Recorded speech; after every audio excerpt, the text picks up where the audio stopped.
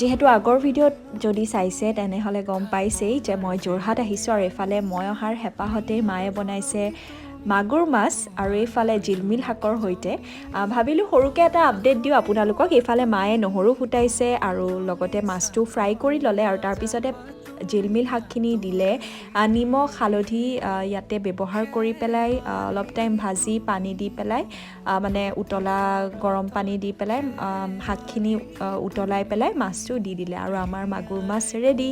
আৰু এইফালে বাও আহি গ'ল মোক লগ কৰিবৰ কাৰণে। বহুত দিনৰ মূৰত তাইকো লগ পাইছোঁ, কিন্তু তাই ভেজ হয় আজি, নন ভেজ নাখায়। আৰু এইফালে মা মই বা বহি গ'লোঁ আমি খাবৰ কাৰণে। এইফালে মায়ে বাপৰে মোক এক বাতি দি দিছে, খা আৰু কিমান খাওঁ। এইফালে এয়া ময়ো খাব লৈছোঁ। খানা কিন্তু বহুতেই বেছি টেষ্টি হৈছিল। জিলমিল শাকৰ লগত মাছ কোনে কোনে খাইছে কমেণ্ট ছেকশ্যনত জনাবচোন, বহুত বেছি ভাল লাগে। ভিডিঅ'টো চাই ভাল পালে লাইক কমেণ্ট শ্বেয়াৰ ছাবস্ক্ৰাইব